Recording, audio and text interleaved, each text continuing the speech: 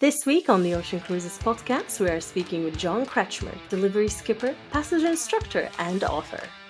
John is one of the most experienced sailors in the world, clocking close to 400,000 nautical miles sailed in a variety of boats all over the planet.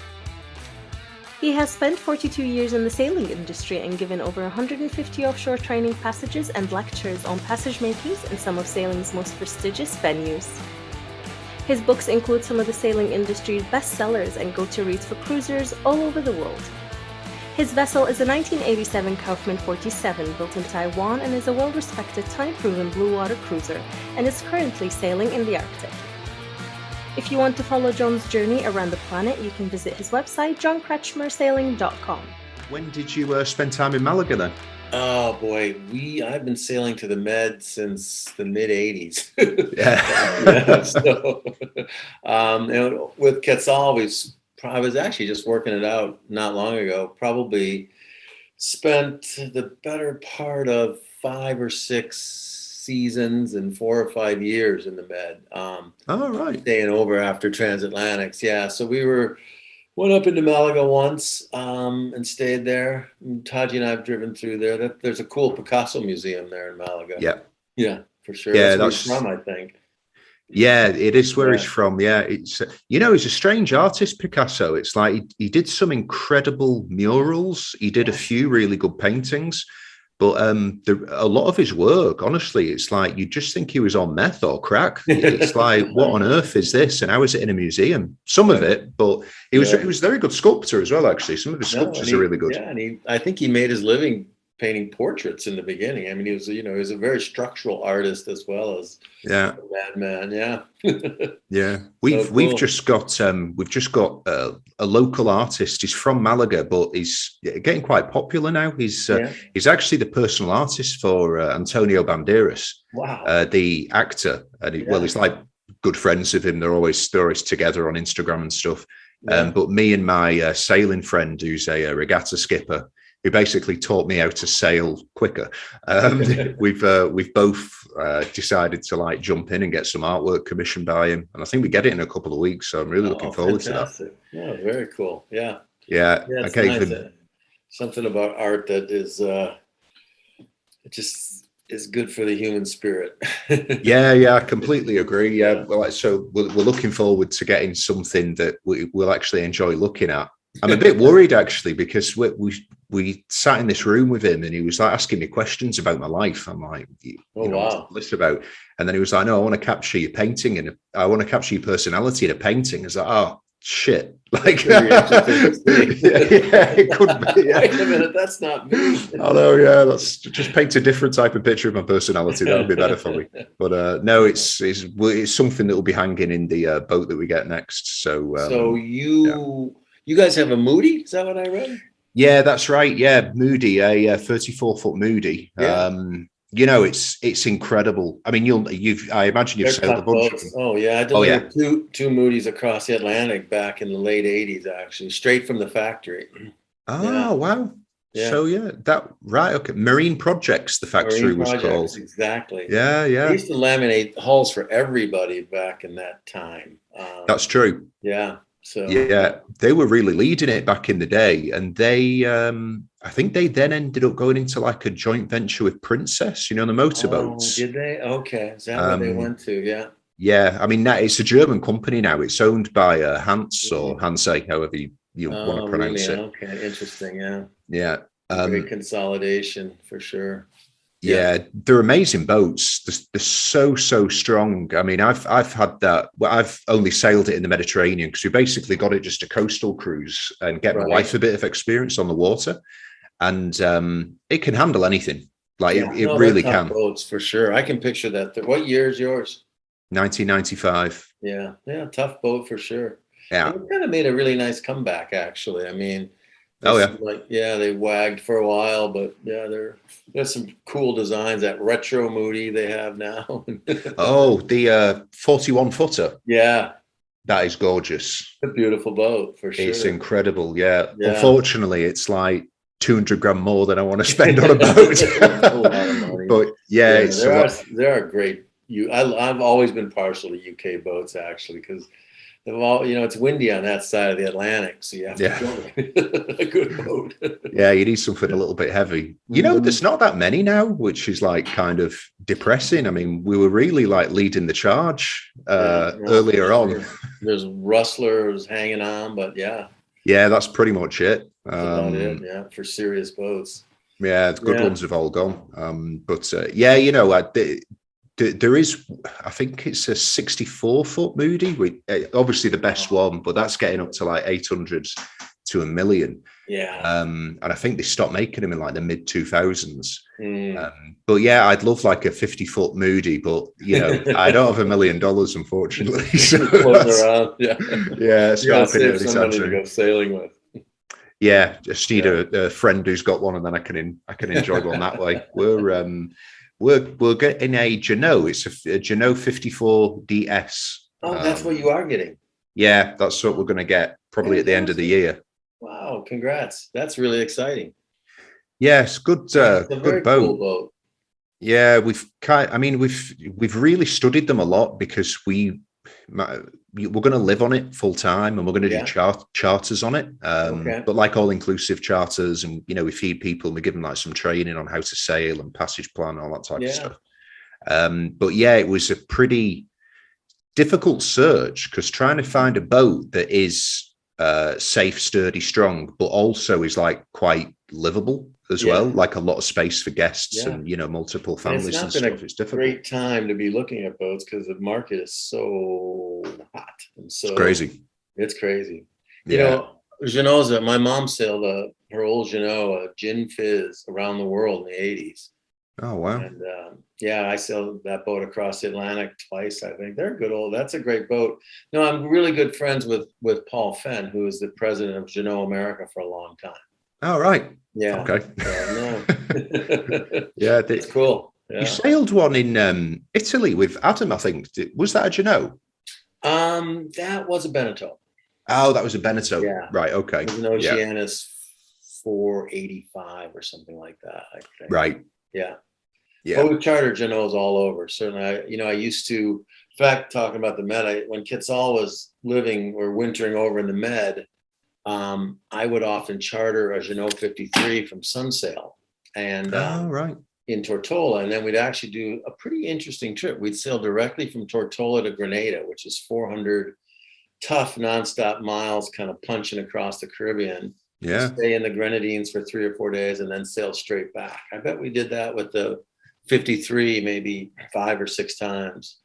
And the boat always did well. Yeah.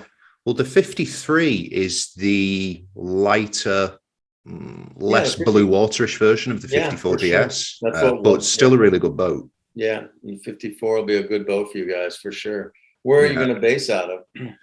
Well, what we plan on doing is circumnavigating. We want to try and get it done in about 15 years. Like we want to take our time. Yeah, it sounds great. Might turn into 30, who knows?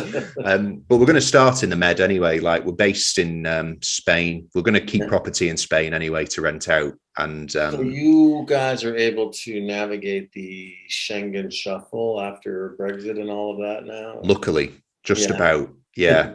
So we relocated to Spain like just after the Brexit vote, but about a year before Brexit actually happened. Right. And very lucky on the timing there because I lived in the Middle East for like 10 years and the concept of Brexit wasn't really factored into moving back to Europe. It's just like as it happened, I was like, well, it's a good thing we're in Europe now.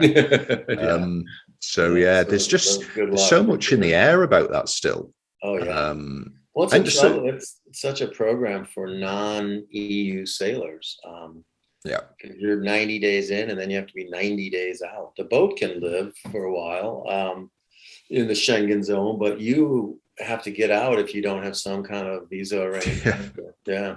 Crazy. Yeah. It must be one of the last things on politicians' minds, like what do crew? I'm sure they just see us as like sea gypsies or something like that. What they don't see is that we spend a fortune wherever we go.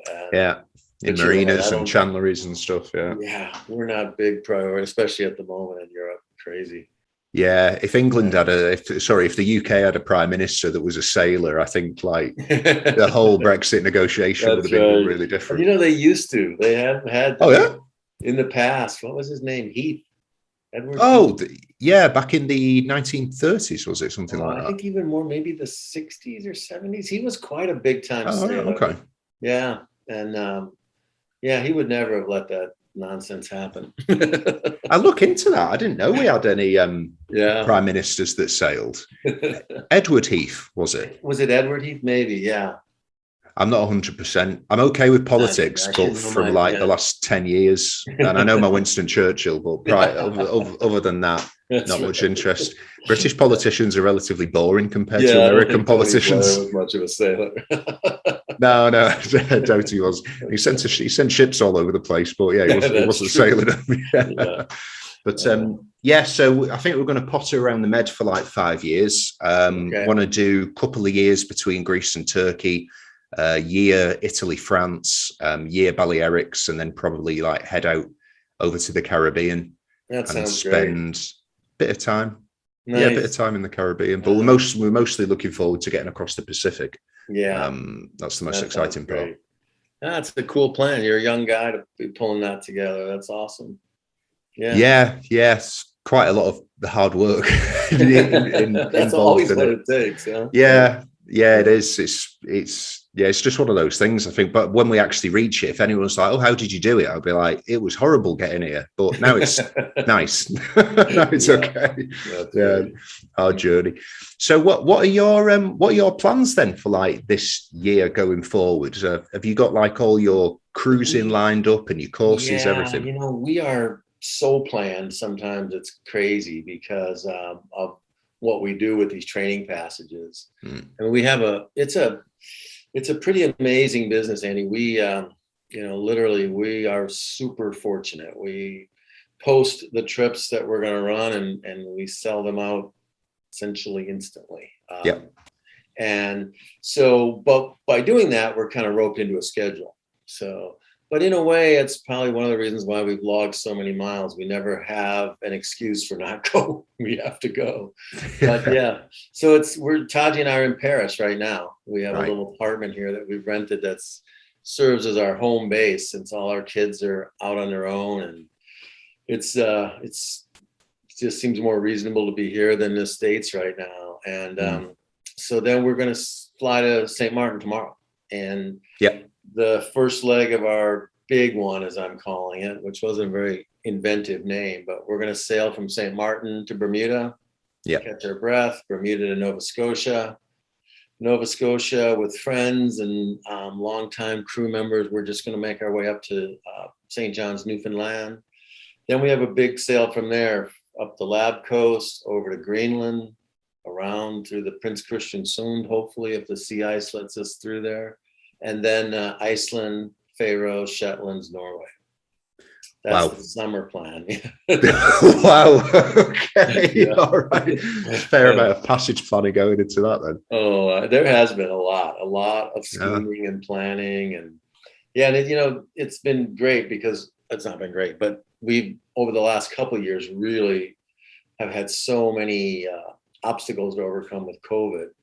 And Taji is just on top of every single regulation, logistical requirement. And now, even with COVID diminishing, she's on top of it for every country we go to. So, she is definitely the project planner. That must be such a difficult. I mean, it's difficult anyway, like traveling around and going in between countries, and especially like your business, because you have different nationalities on board. So there's that, which is hard anyway. But then during COVID, that's it just puts it on steroids. And then just the entire vaccination issue among some people. True. So we were constantly juggling things, but we were able to keep moving pretty well, which was kind of a testament to Taji figuring out where we could go. And also we came up with a beautiful invention. We created the passage to nowhere. The U.S. Virgin Islands stayed open through most of the pandemic, or all the pandemic. Okay. And they had a really good regime for testing, and people would come, and we knew we were all healthy. And then we would just sail into the heart of the Caribbean. We'd make seafall instead of landfall. Go for a swim, even if it was windy, get back aboard, and then sail back to the Virgin Islands. You know, 3 or 4 days of reaching and 3 or 4 days of reaching back. It was perfect. Actually, people loved it, and it was cool. Yeah, it's pure sailing. Yeah, it would be. I mean, if you're picking up the trades as well, you just on a beam reach all the way down and up, then yeah, it would actually be really nice. It was. Yeah, it was nice not having a destination. It was all about sailing, and you sort of, sometimes I think the notion of going somewhere spoils what was the charm of how all of us learned to fall in love with sailing, which was just to sail. And I think so. Freed up of that, you know, that waypoint, and not being a slave to a little X on the chart was really cool, for sure.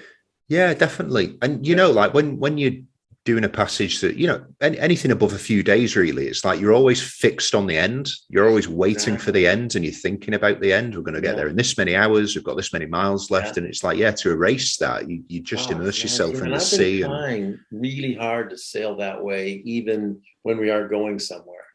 To default for good sailing, default for nice motion on the boat, default for, you know, just a better point of wind. And it's crazy, you know, you get there about the same time anyway, and you just change the equation of it all being defined by the landfall. And you know, I've sort of been making a case that sailing shouldn't be defined only by miles sailed or passages made, because it is the in-between that is the cool part of it. And yet when we describe them, it was a passage from here to there, and that's how it's defined, when in fact it was, the beautiful time was in there, and those just happen to be the beginning and ending points. Absolutely. It's the days in the middle where you're not thinking about anything, and you're just looking around or looking at the stars or smelling the water. Like we've actually gone so far as recently to turn the GPS off and just use celestial navigation, which is a really fundamentally different way of thinking about the world, because you never really know where you are, but you kind of always know where you're going. And so it's crazy liberating, not watching the digits just, you know, decrease 1/10 of a mile by 1/10 of a mile. It's nice to just get that out of your life for a while. Yeah, that would be so good. Let's just talk about your business for a bit, because I mean, it's one of a kind, and it's amazing what you've been able to set up. It's been like when did you think about this? Because you were doing deliveries, you were a skipper. When did you think about setting up a business where, like, you're passing on your knowledge to people from all over the world? Yeah, no, it is for sure. There are people, I've had people from all over the world join me, and it's actually a pretty practical reason why I started the business. Was when I had kids, I had to have a more predictable schedule than being a delivery skipper. I love delivering sailboats. It was really the dream job for me, because, you know, you'd get a call, you'd agree to a trip, you'd hop on a plane to England or wherever you were going, and you'd be gone for months at a time.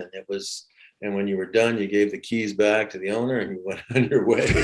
No problems, no maintenance. Yeah, exactly. With a list of what you should fix. But it perfect, actually. Yeah, it was a really wonderful life, but it was a hard life to plan around children. So when the kids came, I was delivering. At that point, I kind of evolved into I had a really good gig. I had some serious clients as their delivery skipper who would say, look, I want my boat in the Caribbean sometime now. And they would work around my schedule. And one of those clients of mine had a Hylas 49, and he only wanted the boat in the Caribbean in the winter and Chesapeake in the summer. And he said, you know, boat's yours to use any way you want. Why don't you take paying passengers on these deliveries? And I went like, wow, that's a cool idea. And then that's how the business got started. And then he had to sell the boat a few years later. So I bought Quetzal very much with the plan to do a training passage business. Nice. And it works good for me, Andy, because I'm, you know, a lot of sailors are loners maybe, or introverts naturally. I am not. I'm an extrovert, and I like people, and I love the little community that unfolds on every one of our passages. I dig it, and we get to know each other. We become really great friends. I mean, it sounds corny as hell, but the coolest thing about my business is my best friends today, without doubt, I all met them as customers in my business.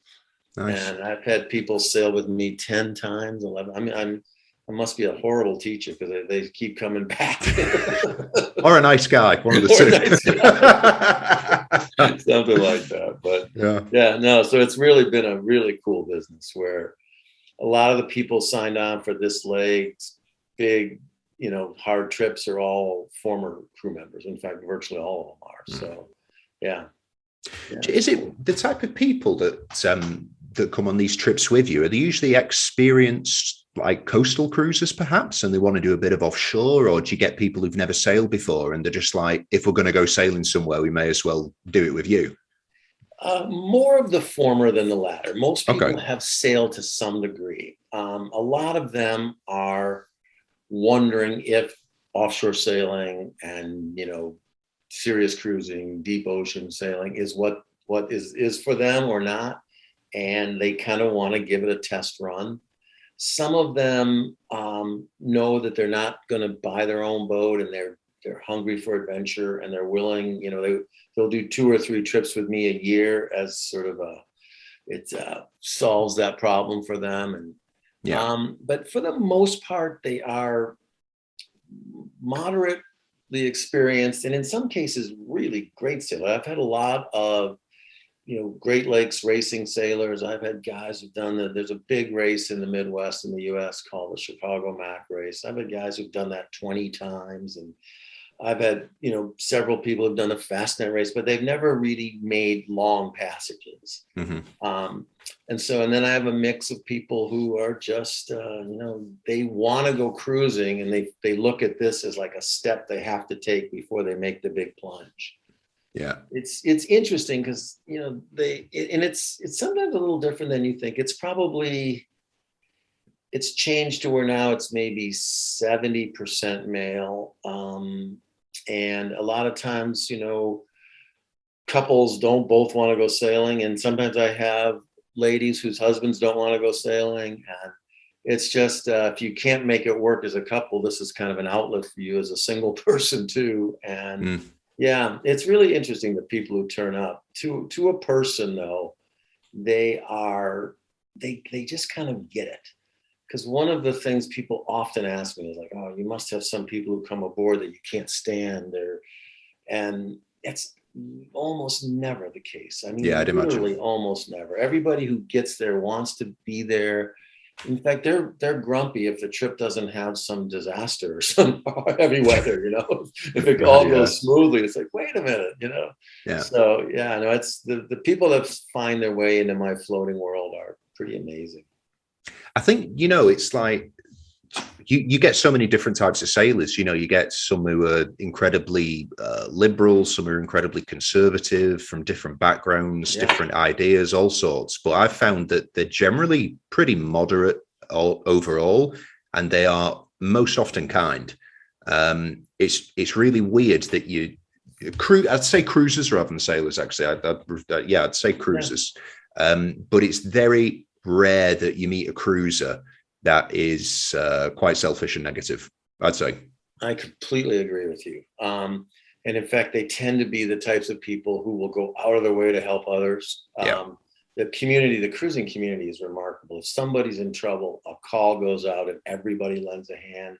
And there's something really cool about it. You can be in an anchorage and there's a Contessa 26 and a beautiful Oyster 65, and yet Captain's Hour might have everybody aboard. It isn't, nice. Kind of some of the barriers that seem really intense when people are buying boats or in their life acquiring money or not, they kind of go away sailing. There's a certain sense of the fact we all kind of need each other, and we're all having this, we have the same goals and dreams. And the cruising community is fantastic. And I know that a lot of people that come sailing with me know that or sense that or have heard that and want to become part of that too. It's very, very cool. And you talk about differences in politics or religion. I mean, some people say those are taboo subjects, right? They're not, because if you're going to limit conversation, then you're going to have a weird situation. And our vote is we have people from every political spectrum, and God knows the world's divided today. But it's encouraging when you see 5 or 6 people figure out a consensus, figure out a way to all get along, figure out a way to become great friends, even if they have really different views. And I think that's one of the maybe problems with today's world, is that we don't cross-pollinate enough with people who we disagree with or whatever. And when you're standing watch with someone, you figure out a way to communicate, and people really, I love to watch it unfold, because I realize that much of the things that divide us are artificial. And in the wilderness, that's the ocean, all the things that really matter, and all that other crap goes away. Yeah. It's like everybody wants the same thing at the end of the day. It's like, if you speak to somebody who's got an idea about, I don't know, immigration, perhaps something like that. Their reasoning behind it, most often, you've always got idiots, but the reasoning behind it is generally they just want safety for their kids. They want a good school, a nice hospital, whatever. And somebody who wants that same end goal will have a completely different path, idea, or route to get there. You can talk about that type of stuff, and you can start to understand how other people work, and it helps. Yeah, that's really well put. It's exactly right. We all want the same thing. All those of us that are reasonable, especially those of us that want to find our way in small boats out in the ocean, we're thoughtful people, and we do have different views on how to achieve those things. And then I love the way you put that, because that's what happens in the cockpit. It just gets discussed, and you go, yeah, right, okay, and you learn something. And that's been another big takeaway for me. And it's nice to get old in this business, because you don't feel like I don't feel like I have to prove myself every passage and provide every answer. And one of the things I learned is that the folks that come sailing with me, they sort of shake the world when they're ashore. And even if they're not experienced sailors, they always have something to contribute to the passage. And my job as a skipper is to figure that out more than it is to tell everyone how to do everything, and to really get everybody tuning along and participating in the voyage. And that's really cool to do. And I love doing that. And it's made my job better and easier. Realizing that someone who may not be a great sailor turns out to be an engineer who can fix anything. And just, there's always ways to contribute. And that's part of this community that forms. And it's nice to see. It's just about being a good team leader. Just figure out what everyone's good at, and make them shine. If they've got a talent, push them to do it. Skipper is, and I really, and it, when you're a young person, you want to show that you're the man, that you can do everything. But as you get older, and you realize the way you share is by sharing. And what I've learned from the people on my trips, Taji will roll her eyes, because I'll say, well, George said this, and he's a nuclear physicist. But there's just a lot of information that we all share, and we all learn a lot. So it's interesting what you said about the idea or the concept of wealth or heritage or whatever just goes out the window when it comes to like cruising. It's because like the most disgusting things about living on a boat, even the richest of people do, unless they're paying somebody to sail them around. But when we were cruising around in the summer, there was a ginormous catamaran. I can't remember what it was. I'm not really a catamaran person. But it must have been a 60-foot catamaran, and it was just a guy with his family. It was his boat. Super, super friendly. And my wife was like, yeah, they're really nice and they're really rich. I was like, well, yeah, he still has to get his hands covered in shit if his toilet breaks. Same as you. And his generator doesn't start and they can't do. We're all in the same soup for sure. So when did you start doing like all the so you do like a lot of web seminars, you do a lot of online training. When did you decide to add that onto the passage making part of the business? I have to give Taji full credit for that. You can. That's all right. she is she sort of dragged me screaming into that business. Right. It was partially the pandemic, like it was for everybody else. And it was also the fact that, I've been lucky. My books have sold well. And I get a lot of emails and questions from people. And I'm not famous about timely responses. And her idea was, why don't we just put some information out there that instead of you trying to answer everybody's email, we can create, basically meetings where people can join and we can share what we know. So it was a little bit about me being really bad responding to emails. Right, okay. And then also it's been a good business as well. People have really turned up in bigger numbers than we ever dreamed. It's been a sweet little business. Really popular. Yeah, but we dig it. It's fun, and it keeps the community alive. Our Captain's Hour Zoom call, which is once a month. I was skeptical that people would want to do that. Taji was sure it would work, and it's really become pretty amazing. We have a lot of people who come. They brave whatever time zone they're in to join us, and it's 2 or 3 or sometimes 4 hours of just discussing everything about sailing, from really esoteric details on bearings on steering systems to philosophy of why you should quit your job and go sailing. And it's really, it's cool. And I like the ability to connect with people all more, easily. Although I do confess the idea of giving a talk to 500 people in a live audience is far more entertaining and interesting to me than these virtual meetings. But in the world we live in today, they've been great. It's been fun for sure. Yeah. It's funny that I was having a conversation with Adam just before we got on the podcast. I think you said you're going to try and meet up because he's still in St. Martin. We're going to meet him in just a couple. We'll meet him tomorrow or the next day. Yeah. And we were talking about like the future of sailing, and I wouldn't say skeptical, but I was like, I just hope a lot of this COVID stuff doesn't end up rolling over and becoming normal place, like countries issuing fines on people, just making it much more difficult to actually get about and live on a boat in general. I don't know. So the Caribbean's been an interesting laboratory to look at that, because they really shut down tight. And they had to, in a way, because they had no facilities for dealing with a big outbreak. Islands like Dominica and things, they had literally no emergency room facilities, or very limited. So you could understand, and they've been slow to reopen, but now they have reopened, and you're just kind of watching the protocols quiet down or even just fall apart altogether. People are going to all the islands.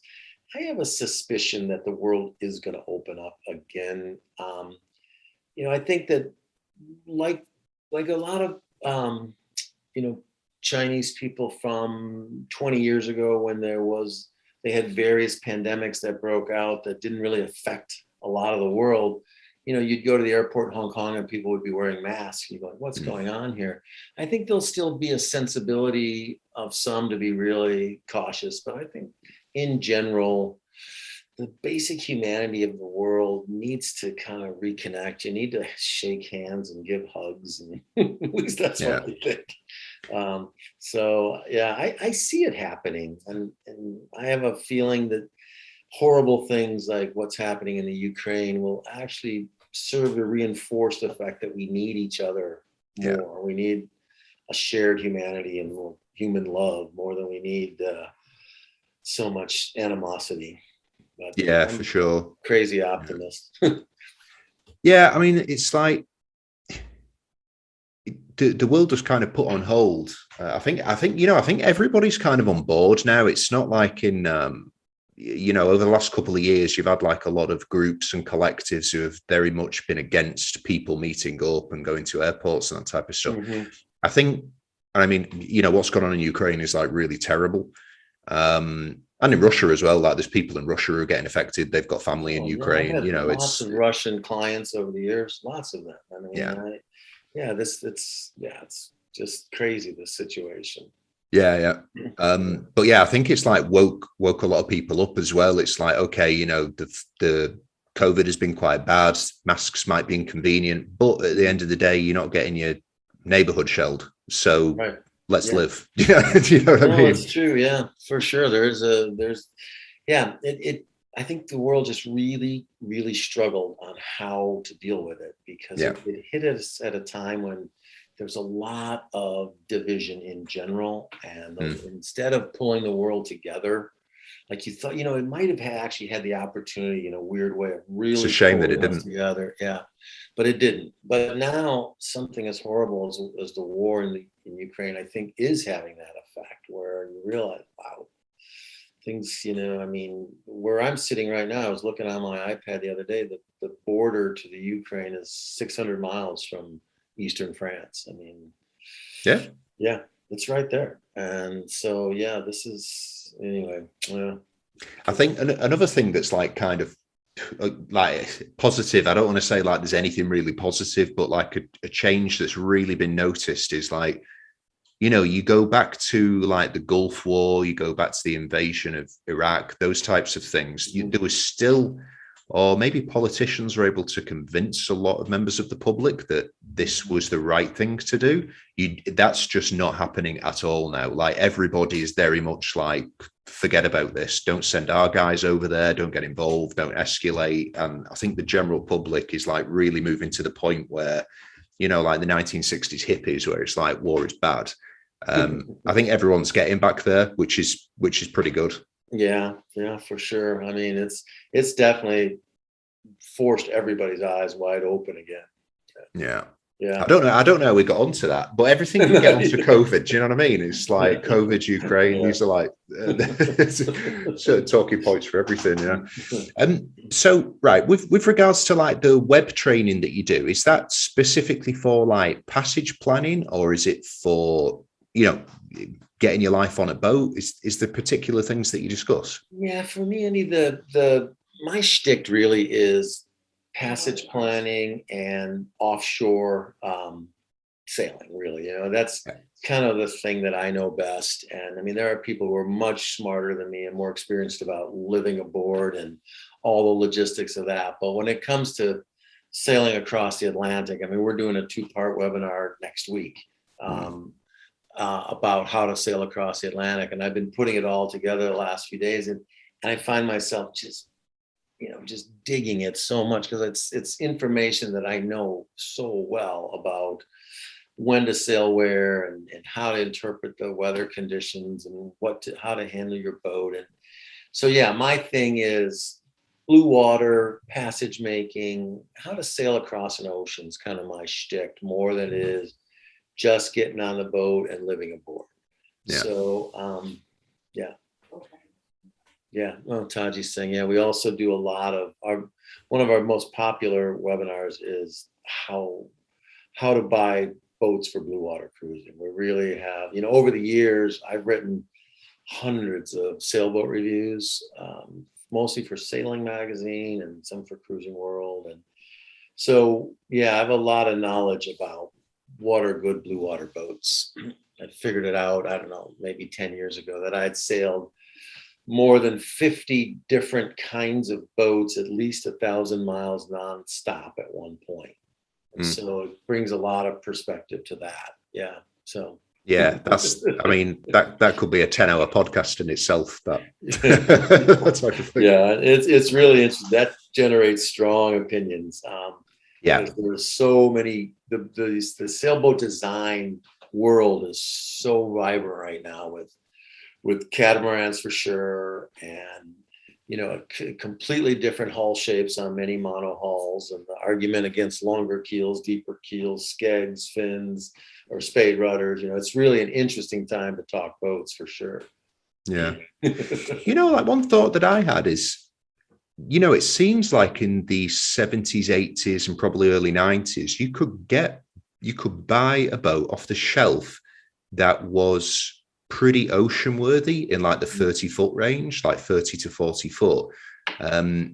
That same, if you were to spend the same money, taking inflation into account, for example, now on a boat of that similar size, there isn't that many available. I mean, you've got like your Benettos, your Genos that are like, you know, in the 30, 40 footers. That seems to be like where most people go if they want a newer boat. Right. And they're good for, I think they're a lot better for coastal cruising than the older boats probably were, because they've got more space downstairs. You can put more equipment in them. But it doesn't seem like anyone's really making 40-foot boats specifically for crossing oceans anymore. Not very many. And no. Those that are, they're really expensive. Super expensive. I think it's a logical extension for the sailing business, because the sailing industry, if you follow sort of the arc of fiberglass boats, they evolved from wooden boats, and wooden boats were just by their nature easier to build and longer keel, lower freeboard. They were ocean going boats in general. The early fiberglass boats followed that form, and they didn't really take all the advantages of fiberglass into effect, where you don't need as much structure here or there. You can have a lot more space below. And I think, if you really analyze how many sailors make ocean passages, it's not very many. No, it's not at all. So to build your boats for that market, I think wasn't very smart for them. So they realized exactly right. The vast majority of people coastal cruise, and they use their boats for, condominiums, weekend away from home, all sorts of stuff, and they could build them differently. That design change doesn't speak to me very much, because I love boats for blue water, but I totally understand the direction of sailboat design. And that's where this discussion is so interesting today, because you're completely right. There are not many off-the-shelf 40-foot boats today that are designed for you to just cross an ocean, whereas in 1986, virtually every one of them was. Yeah. So it's a cool observation for sure. I think there's going to be like probably not now, because so boats that were built in like I'd say the 80s onwards, because like the fiberglass molding started to get a lot better, like mid 80s onwards, up to like early 2000s when they started making lighter fiberglass boats. When those boats are no longer able to be in service anymore, like let's say in 20 years, when a boat from the 80s has really just had its day, people that want to get a 30, 40-foot boat and blue water cruise, they're really going to struggle unless they have a lot of cash, because they're going to be looking for a used boat that may be in the 30, 40-foot range. There's still a couple $100,000. Yeah. No, and there's going to be less and less of them available. Because from the heyday of boat production in the late 70s until the recession of the early 80s, basically from the oil embargo of the early 70s to the recession of the early 80s, was the boom time in fiberglass boats. Companies like Benetton and Jeanneau had not even really found their stride yet, but we're still building a lot of boats. But all over the UK, Moody, and in the US, many production builders, Catalina, Morgan, Hunter, they were building 3,000 and 4,000 boats a year each. Wow. And now if a company builds 100 boats a year, it's pretty remarkable. So the actual gene pool of boats is decreasing. They're more expensive. And you're right, we're suddenly going to be looking for a 34-foot boat to go cruising in 10 years from now. It's going to be really hard to find something that isn't ancient and that is even close to being affordable. Yeah. And it's one of the reasons why old dogs, 1980-foot, serious heavy duty Taiwan cruising boats are still commanding money, because the alternative is a new Kraken or new Hallberg Rossi or new something that's a lot of money. And there's people that know that. There's an interesting website called Attainable Adventure Cruising. I don't know if you've ever seen it. It's run by this guy, John Harries, and it's for real serious blue water sailing and kind of high latitude sailing. And they've been trying to launch this project about building an affordable 40-foot world cruiser. And with kind of crowdsourced from a lot of really knowledgeable people who tune into the website. It's called the Adventure 40. And I think they're close to where they're actually getting it ready to roll. It's going to be I'll check this out. Fiberglass. Yeah, check it out. It's an interesting project. And they've really he's tried really hard to come up with a solution to that problem. Yeah. Yeah. Oh, I'll check that out, actually. That sounds really interesting, because that's a dilemma, something that I've thought about. Or like, exactly. No, it's true, though. I mean, if you're looking for a boat like under, 50, 60 grand to go cruising across oceans on, which you can get now, no problem. I think in 20 years, that's going to be real you're difficult. Exactly right, for sure. Yeah. So with regards to like your passage planning, technology has evolved like pretty rapidly over the last 10 years, mostly because of satellites. Yeah. But, crossing oceans now, if you're able to put money into an AIS, a radar, weather routing, an SMS service, it's pretty safe. I mean, you have definitely to be safer. It's funny. I was thinking while I was actually puttering around this morning about our conversation. So we had Captain's Hour just a couple nights ago. Okay. And I had one couple chime in. They were out in the Tuamotus, and they are sailing a Beneteau Oceanus 50 basically around the world. They're doing great. Nice. And they had just sailed from Costa Rica to the Marquesas. And their question that they put in was, we've spent all this time listening to your stuff, preparing for heavy weather, when in fact we just had a 30 days where we never had more than 10 knots of wind. We were totally unprepared for light air. And I said, it's a really interesting question, because the last few crossings I've done have been more light air oriented than heavy. And then the next fellow who chimed in was sailing from, I don't know if you know your geography over on the Bahamas side of things, but from the Turks and Caicos, which is like the far eastern end of the Bahamas, up to Maryland. Okay. And they ran into 4 days of 30 to 35 knots from the northeast that was essentially forecast to be 10 to 15. They just kind of ran into a ridge where two pressure systems stalled. Yeah. And they really got walloped. And it was interesting because for the most part, you're completely right. The weather forecasting through grid models is so reliable today and so easy to obtain that weather information has never been better. And looking 3 or 4 days out in your life is really realistic, and even 5 and 6 sometimes. So you can make super smart decisions. From that standpoint, the weather information has changed the game significantly, but there's still enough uncertainty. I mean, we were really yucking it up with Joe, the fellow who ran in all this heavy weather, saying, I was assuring the crew that we would have this window on the world with weather. Guaranteed them the perfect journey. Exactly.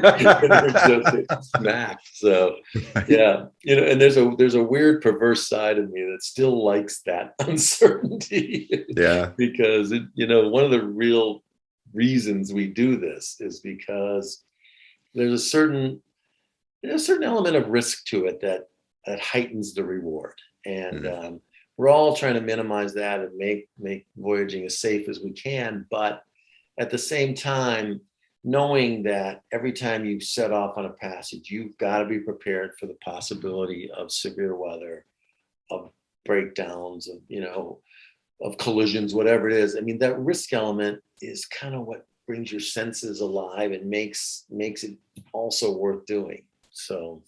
Yeah, for sure.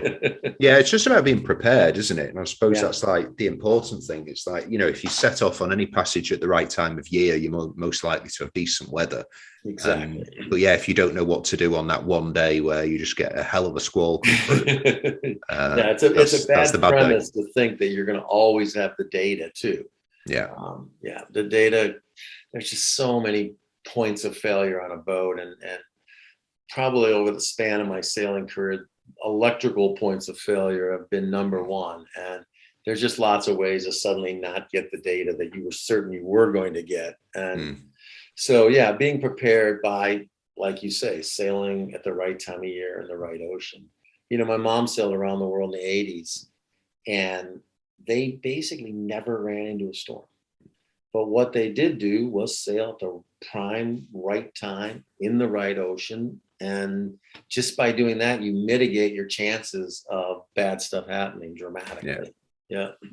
Well, I just crossed the Atlantic in January. Then we landed in, where did we land? Somewhere in the Caribbean. I can't remember the island. Martinique. Martinique. That's a good place. The good food when you land. yeah, it's really nice. I just spent a couple of days in the anchorage when I got there, and then I just potted around the island for the rest of the time. It's really beautiful. The people are like really, really nice as well. When I'm having conversations with people who don't sail or they don't spend any time on the ocean about it, they were like, "That's stupid. Why are you doing that?" And I was like, "Well, if you do it in December or January, it's actually very nice." And they were like, "Okay, time to go." Yeah, I was like, "You just don't do it in like the Canaries or from Cape Verde, or well, so this crossing has taken like 3 years because of COVID. So it was my friend's boat. I met up with them in Cadiz and we sailed down to the Canaries, and that was literally as COVID was starting, or as the lockdowns were starting, not COVID, because COVID carried on for a long time and we didn't really make that many changes. So it was kind of like a year in, I think. Then we had to wait for a year. We were going to head over that year, and a few people who went over in the Ark, once they arrived, they were messaging us and they were like, "Listen, it's actually quite unpleasant." So we left it for a year. During that year, my friends ended up having a baby, so we had a 4-month-old baby on board for this crossing. Wow. Yeah, he was fine. He had no issues on this crossing. He had no idea. He probably just thought he was on a really nice ride for like a month. But yeah, because we had the baby on board, we didn't want to shoot straight over. We wanted to break it up and stop in Cape Verde. Which was a cool experience. It was definitely the wrong thing to do because we had perfect winds on the stern, which would have literally pushed us straight there. And we basically went not against, but we didn't go with the weather to get to Cape Verde. And then I think the trip from Cape Verde to the Caribbean, we averaged like 4.2 knots or something miserable. It took way too long. That's a drag, because that should, by going a little further south, you should be even in better trade winds. But the last time we did that, exactly the same thing happened. We had wind the first day out of Cape Verde and then nothing basically all the way to Martinique. We had just, what kind of boat were you in? Oh, it was a Beneteau Clipper 361. It wasn't suitable for the journey at all. But that's the point right there, though. But you did just fine, apparently. Oh, you can do it. I mean, we only passed one of the vessel going from Cape Verde to the Caribbean, and it was a canoe with 2 people. So like when people say, oh, you need a boat like this, you need a boat like this, I'm like, you really just need something that floats, and that's it. Like, you can do it. It was these it was 3 guys in a canoe. It was 3 ex-Navy SEALs, I think. They were like raising awareness for wounded veterans, that type of stuff. So we got onto the radio with them, and it was like a really interesting journey that happened. Put everything in perspective. Huh? But so we were, obviously like 1,000 miles in the middle of nowhere, and we thought, we'll turn the AIS off because it's not really doing much for us. If there's a ship, we'll see it. And it was literally by luck that we just didn't run them over. One of the other crew members was like, "What's that floating?" And I was like, "Oh, I hope it's not a container." I was like, "Oh no, it's people." Wow. So that's great. You can get over in anything. No, for sure. That crossing, and they used to call that the ladies' trade winds because they're just kind of gentle, and it's a great trip. Yeah, for sure.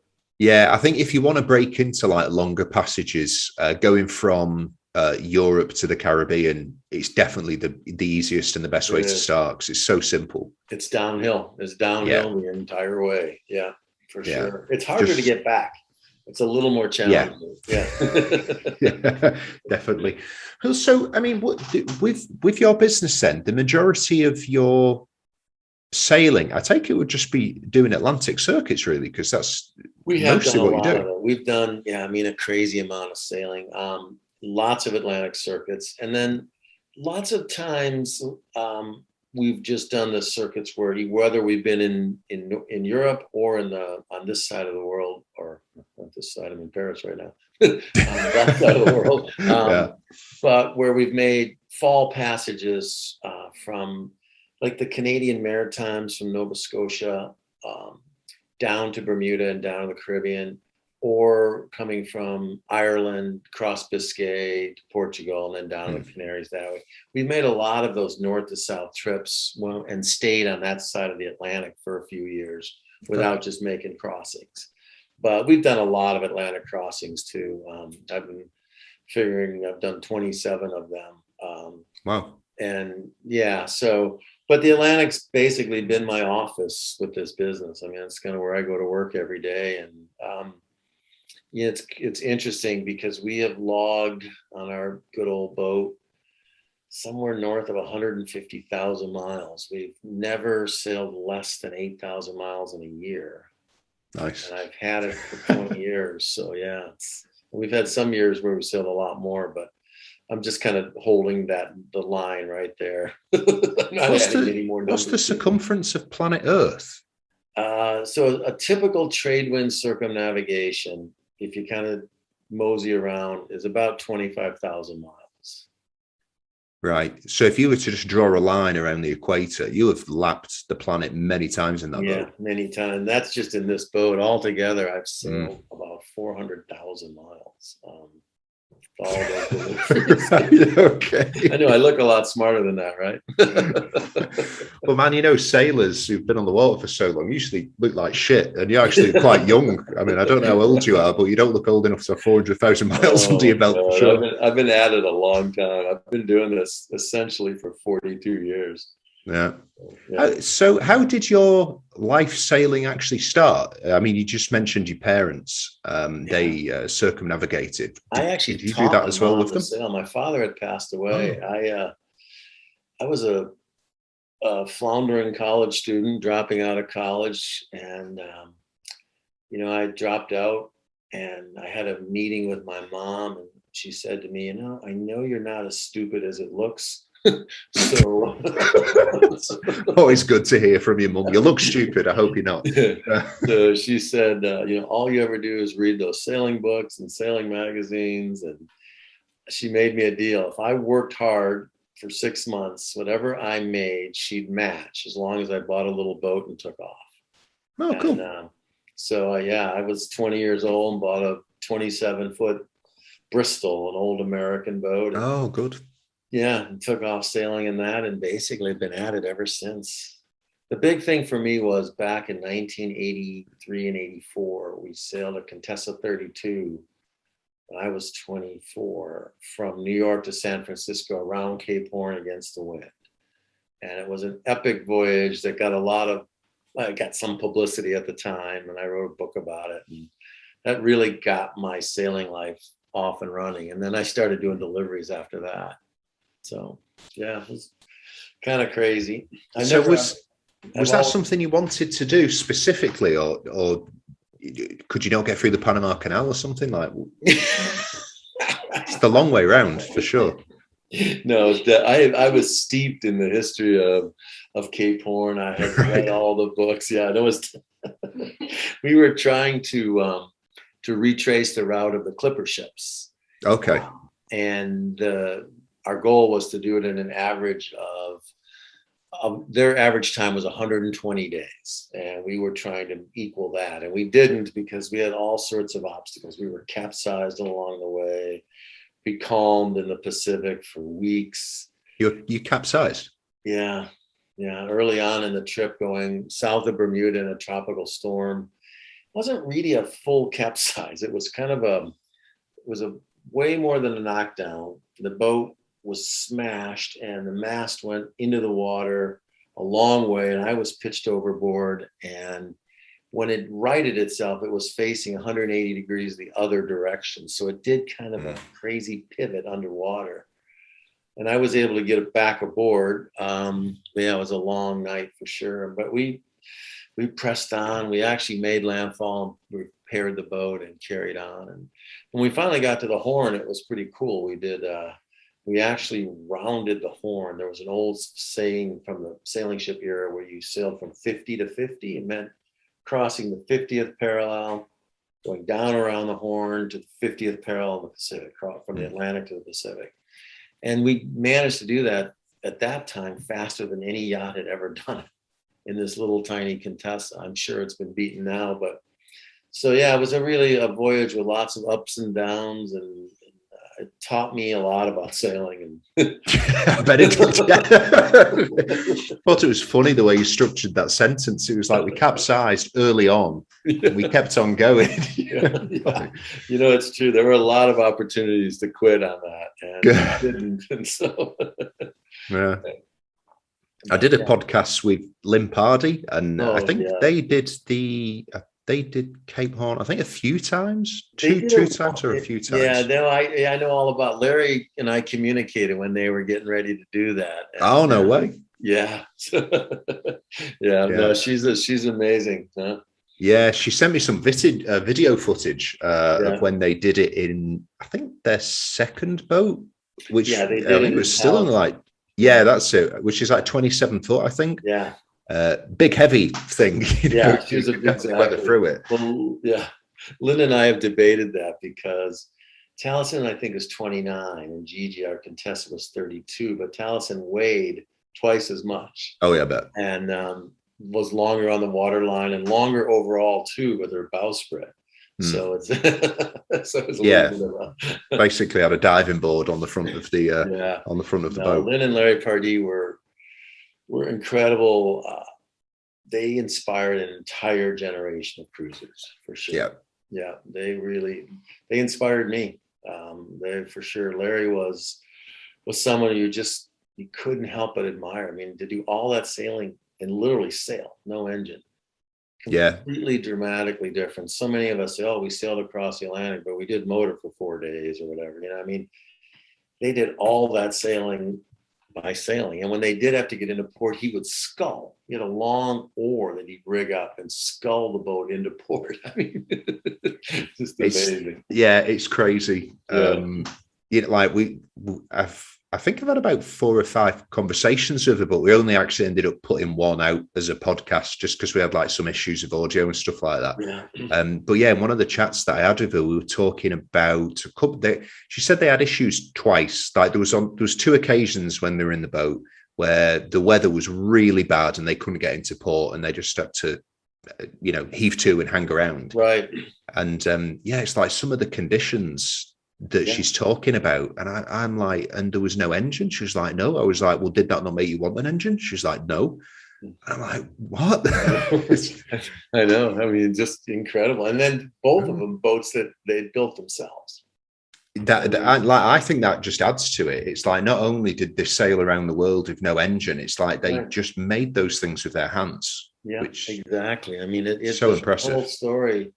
Yeah, I think that Larry Pardee, Lynn had asked me to do a comment for the film about him, and I was slow to do it. But I think the thing that he was a master of was understanding time, because a lot of people would say, in the prime of their sailing life, they took 7 years out to build a new boat. But he realized that time was as valuable as the sailing time. I think he had and Lynn as well, but Larry in particular had a really profound sense of how to spend the time of his life. And I think that's how you live a good life, is understanding that. Yeah. She's just taken off again. I know. Which is like amazing. She's well into her late 70s, I think. Yeah. But yeah, she still loves it. And it's the first time she'd have really sailed a boat that's got an engine. Yeah. Which is crazy as well. I was like cheating. Yeah. What's it going to be like circumnavigating with an engine? And she just burst out laughing. She was like, oh yeah, that is strange for me. That's funny. Yeah. So when you give these when you go into like the passage planning training in with the courses that you run when you're on the boat, do you tend to focus more on like the traditional methods of passage planning, not putting that much weight into like the modern technology? Not so much. Quetzal is extremely well rigged. We have powerful headstay furling. All the sails are on furlers. We're thinking about sailing. I tend to sail in a way. I guess I should answer this a little more cleanly, but what I do try to emphasize is that good seamanship is what you're trying to achieve. And by that, I teach things that are sometimes not readily apparent and make so much sense when you've logged a lot of miles. If you're gonna reef, you need to set your boat up so that you can reef off the wind. It just isn't practical to think you're going to be in a gale and you're going to come upwind and set everything flogging to shorten up. So there's a lot of sort of hard-won practical experience that I teach. But the overall premise of, I think, my message is that you need to really tune into your boat, listen to your boat. You don't, it isn't a competition per se. In fact, it's as far from a competition as you can make it. That any, crossing an ocean is more of a experience than something you want to just make a notch on a tree. It's a powerful, magical interlude in your life where you're not constricted by all the land things. And so I don't know, I guess I'm being very philosophical about it, but I try to explain or at least share my belief that there are lots of different ways to do it, but that the key is that you don't miss it by worrying about all the details. You get your head out of the screens, you look around, you look out for, and you see a canoe out there with 3 guys crossing the Atlantic. I mean, you could have bolted right past it on autopilot, head in screen, all just looking at the data. So I teach kind of a natural way of sailing. I think that a lot of times you can cross the Atlantic, sail around the world and never hand steer. And I think you miss something because it's when you're steering your boat is when she talks to you. And yeah. So things like that, silly stuff, but very, very honest. And then we're totally tuned into different weather observations. And I'm good at teaching both traditional means and weather observation, as well as we're very, we get grid files every chance we can, and we're constantly thinking about how the voyage can play out. But at the same time, we're not just in this dash to get where we're going. We're really trying to emphasize that the time at sea is magical, and good sailing is always the right default. Yeah. It's like the philosophical part of what you're saying, I think is so true. Like when you're out there and you're not alone. You've generally got somebody with you unless you're a solo sailor, which I have huge respect for. Me too. But the best moments are the ones where you do just realize you're completely alone. And you look around and you're like, gosh, it is literally just me and, the Atlantic, and that's it. I'm like really envious that you have been able to live the majority of your life just immersed in those moments, like all the time. That is very cool. It's been good for sure. And I think that one of the things, we don't often think of the ocean as a wilderness, but to me, it's really the great wilderness of our planet. It's hard to be alone anywhere on land. There's so much information tracking it all, and you can be tracked at sea too, but you're a long way away from help when you're in the middle of the ocean. It's not like any Coast Guard's going to just launch a plane or a helicopter to rescue you. It really is a wilderness, and all of the beauty of wilderness applies to the sea. You think of so much great nature writing, and it really applies to the ocean too, because that's where the wilderness is today. So you're right. I feel really fortunate to have been out there a lot. When did you start writing books, or when did you start publishing books? Maybe not. Yeah, I always wanted to write. That was sort of, back in school when they asked, what do you want to do on career day? I would say I wanted to sail around and write books about it. And, your teachers would go, oh my God, come on. They can't help you with that one. But, it's funny. I had one of my old high school English teachers sail with me. He sailed with me twice now. And he told the crew, he said, I was a high school athlete, a college athlete. I was a pole vaulter, and I was pretty good at it. Oh, nice. And, he told the crew, he said, I thought there was a small chance John might make the Olympics as a pole vaulter, but I never dreamed he'd write a book. But no, I wrote it. I did want to write always. And I'm a voracious reader. And I think those two go hand in hand. And I wrote a book about the Cape Horn trip. And it's funny because it didn't do very well. It got some nice reviews, but it didn't sell. But it always stayed in print, and now it's been reprinted, and it's part of a series of Mariners classics and all this sort of thing. And yeah, it's interesting if you hang in there long enough, good things happen. But I've been lucky. My books have done very well. They've sold well, and it's allowed me to to share my message with a bunch of people, and that's cool for sure. Sailing a Serious Ocean is one of the best-selling sailing books of the last 20 years, one of like the top 3 or 4. And yeah, it's pretty amazing to me because when I put it together, I thought it was a hodgepodge. But yeah. Like me and my wife are planning on sailing around the world, and we're really looking forward to it. Being on a boat, being in an anchorage, sailing across an ocean, it's not something that I imagine doing till I die. Okay. Like I have an idea of eventually we'll probably just get a little cruiser and we'll have a house somewhere, whatever. Yeah. You have literally lived on the water the majority of your life. Could you ever see yourself not doing this? Well, that's a really good question. So yes, I have lived on the water most of I've sailed a lot, but I've also had a land life here. I did have 2 daughters, and Taji has 2 sons, and we merged our families together. So I've had land living for sure. But my job, my love really has always been sailing, and I've never not sailed thousands of miles every year of my life. So for me, it's more that I've made ocean passages all of my life, more than I've just lived aboard nonstop. So yeah, I mean, Taji loves Paris. We have this cool little apartment. So a land base is part of our program as well. Mm. Can I ever see myself selling Quetzal and not sailing? No. Yeah. I mean, I honestly, it's probably stupid to say. I just can't imagine ever selling the boat. And yeah, I mean, it's funny though, because I always say that, when the time comes, I'm just going to sail off to Valhalla.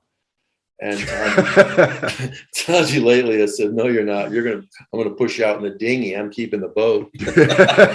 Right. So, I mean, yeah, it's a pretty impressive boat. At what point did you make your mind up that was the final boat for you? I don't think when I bought it, I thought it was. And she's just, you just kind of get attached at the hip to the boat you've done all this sailing on. And, there's a philosophical theory called Theseus's ship. Okay. Theseus was the founder of Athens, and his ship was on display kind of in the main plaza there in Athens, and supposedly back in 600 BC. And it rotted, but the town always put new pieces in it. And by the time Aristotle came along, there was basically nothing left of the original Theseus ship, but it was still there because it had been rebuilt. And he said, this isn't really Theseus's ship anymore. It's a news boat. And sometimes I feel that way about Quetzal because we have done so much to it. We have changed everything, and we've rebuilt this and relaminated that. And so she's an old boat, but she has been loved and refit and reworked so many times. And after you do all that to a boat, you get pretty close to it. Yeah. And we've done all the work ourselves. I've got an amazing group of friends that just come and help me. I mean, I'm the original Tom Sawyer of sailing, man. I have people just turn up and they bring their tools, and I supply the stories and the food. It's good trade. Good trade. So I don't know. At this point in the game, it would be hard to think about not sailing her. But yeah, I mean, she's almost like a new boat in some ways. New mast, new rigging, new sails, even a relaminated bottom of the hull. We've done all sorts of cool stuff. Mm. Yeah. Yeah, I mean, it would be a one of a kind if it did find its way onto the market. Yeah, it'd definitely be definitely be a special one. Yeah. Yeah. We've only had the Moody, I think, about 4 years now, because it's the first cruising boat I ever had. I had smaller boats before, but it was just for, going out in the bay and coming back in. And the guy who's actually buying my boat, he contacted me and he was like, "Oh, can I come and see it?" Then as soon as he saw it, he was like, "I want to buy it." I hadn't actually thought about selling it until he said, "I want to buy it." I was like, well, it kind of works in timeline. So I'm really busy this year and I've got passages coming up anyway.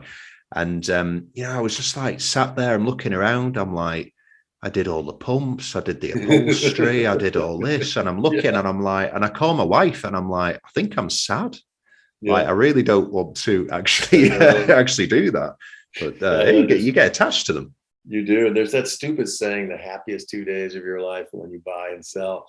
It's not, I've had other boats too, and I've never been happy selling them. I mean, it's funny because Taji hates this story, but she sometimes says, Taji's a beautiful woman, but she says, when I was rowing away from the boat or motoring off in the dinghy, I look back at it. She says, "You never look at me the way you look at that boat."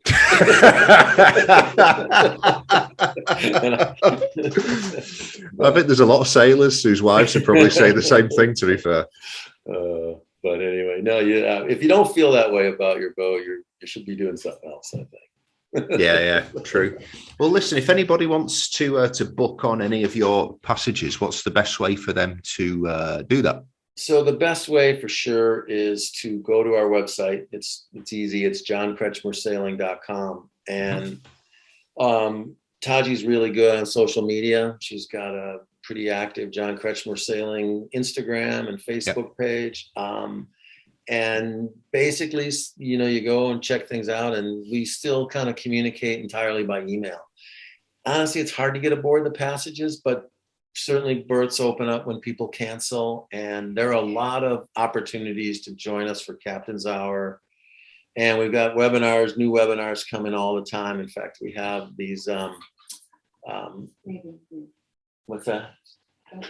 We have these How to Cross the Atlantic webinars coming up now. And we have lots of, just go to the website. There's all sorts of cool stuff there. Brilliant. It sounds like the only problem with your business is there's only one of you. Well, it's funny. You led into a good point there. We do have, we've partnered recently, or we kind of recommend another young couple, Nathan and Vivian, who are great friends of ours. And they have a boat, a Compass 47. And we refer clients to their passages as well. And they've just done a great job. They're in their third year now, and their business is also, their trips are often full, but they have more openings than we do. And we do a lot of passages together. Oh, nice. So, so you'll see them on our website as well. So their company is called Ocean Passages. Fantastic couple. Nathan is a capable sailor, and Vivian is a wonderful chef, a good sailor. And they really, they run very cool trips. So, nice. So you'll see there, if you go to the website, their information is there as well. Yeah, perfect. I'll put all the details in the podcast link. And listen, John, thanks very much for your time. I know you're busy and you're about to shoot off tomorrow, so really appreciate it. And thanks for sharing a bit more about your background and your story. It's been great. My pleasure, and thanks very much for having me. Welcome.